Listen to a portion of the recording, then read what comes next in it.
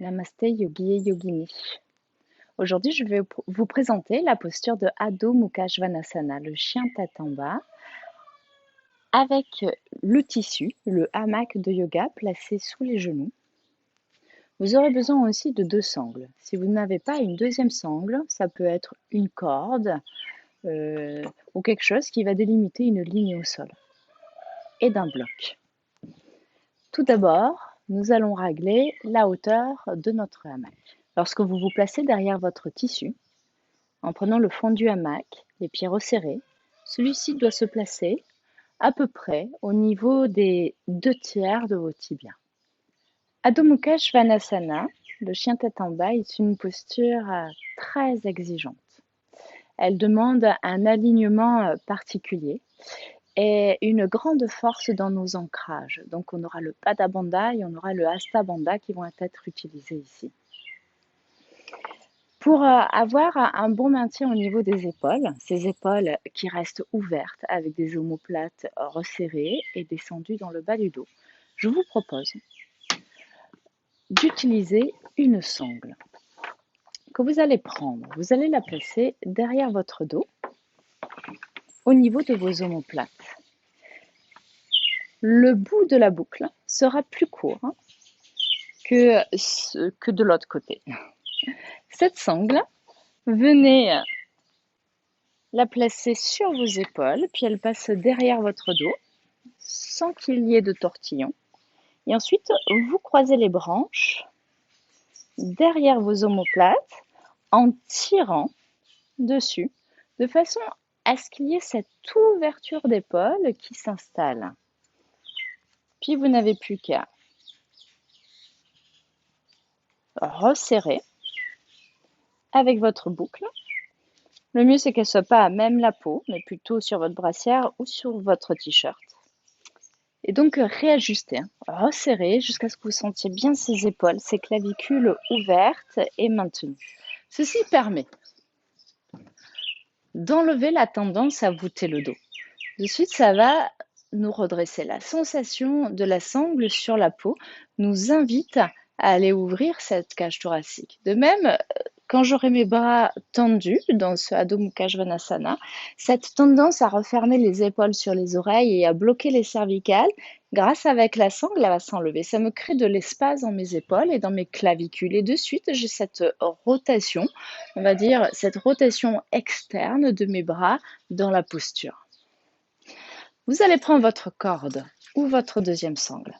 Elle va nous servir pour l'alignement de nos mains et de nos pieds. Vous allez la placer dans une ligne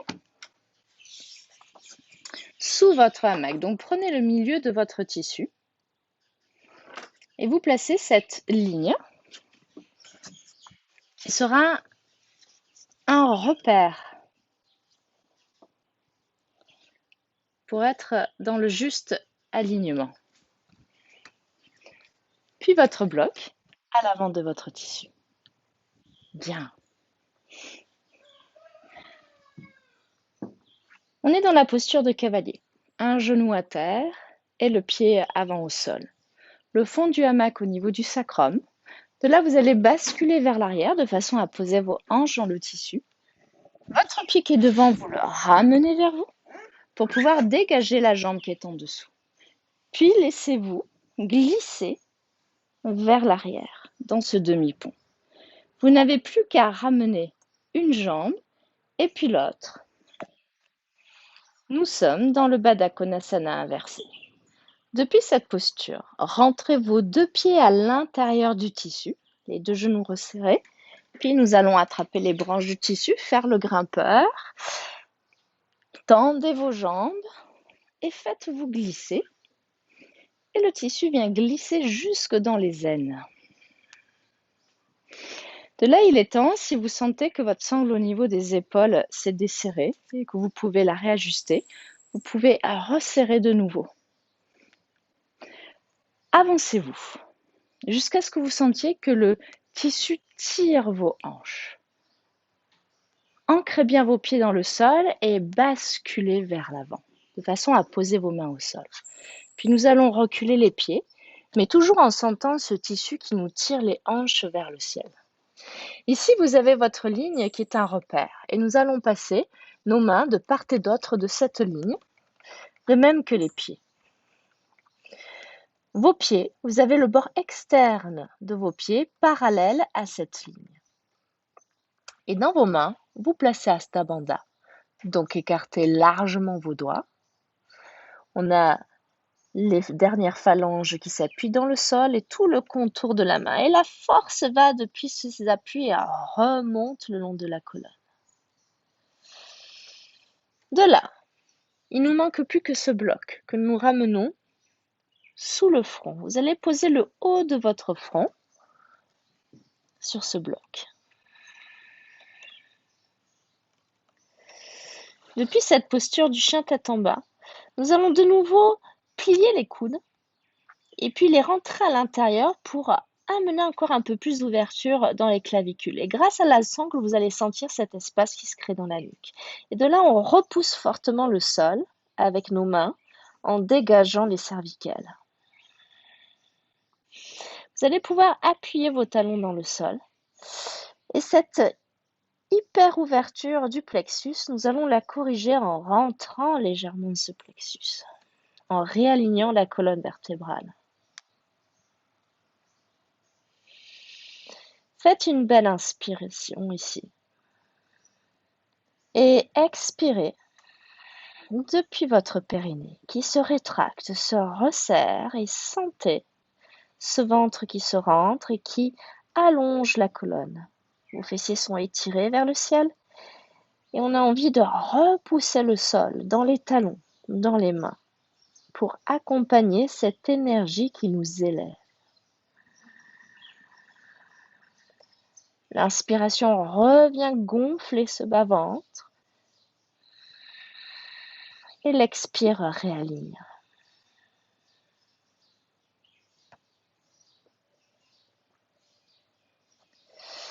De nouveau, faites une belle inspiration. Et une expiration qui allonge tout votre dos. De nouveau, faites une belle inspiration. Et une expiration. Sentez les fessiers qui poussent vers le ciel et vers l'arrière. Et les talons qui s'ancrent dans le sol. Depuis cette posture, mettez vos gros orteils en contact sur votre ligne placée au sol. Levez votre jambe gauche, le pied passe à l'intérieur du tissu, vient le crocheter et vous allongez la jambe le long du tissu. Vous avez automatiquement une rotation interne de votre cuisse qui se place. Et de nouveau, on va venir ouvrir nos épaules grâce à la sangle qui maintient. Rentrez le plexus. Faites une inspire et expirez en repoussant dans votre pied, dans vos mains, dans votre ventre et sentez ce souffle qui vous traverse jusque dans votre talon en l'air.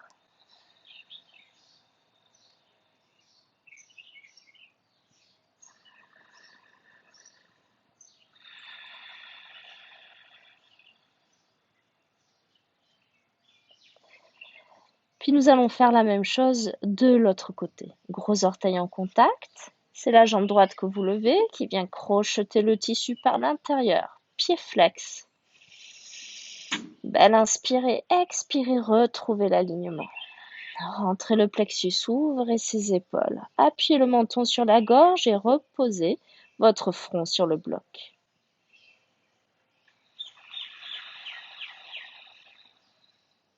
Sentez que l'alignement se perd à chaque fois et c'est normal, il respire aussi.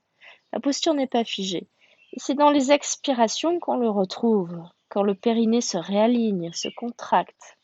Là, on peut sentir que l'énergie est recentrée dans la colonne, à l'intérieur de nous. Quand vous avez terminé vos 2-3 respirations, revenez dans votre chien tête en bas, avec le bord externe de vos pieds, parallèle à cette ligne.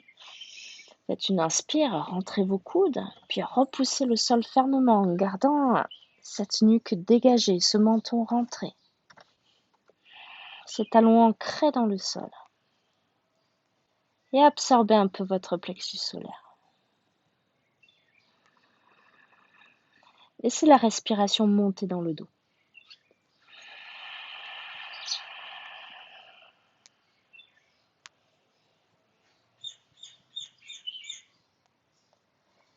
Quand vous aurez terminé votre expire, ramenez les pieds vers l'avant.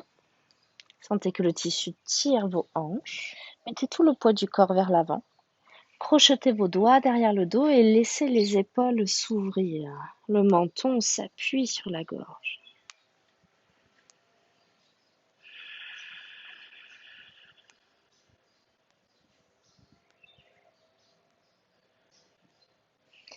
Puis relâchez. Pour sortir de la posture, il suffit de lever une jambe, de passer par-dessus le hamac, puis ensuite dérouler votre colonne vertébrale pour vous redresser. Prenez quelques instants pour ressentir la sortie de la posture. Sentez ces épaules qui ont envie de s'ouvrir, ces pieds bien ancrés dans le sol, ce coccyx qui s'étire entre les talons, cette nuque qui s'ouvre.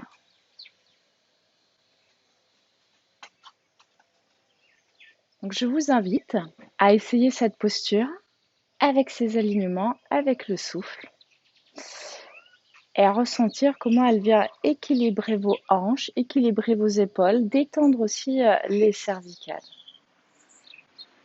Namasté Yogi Yogini.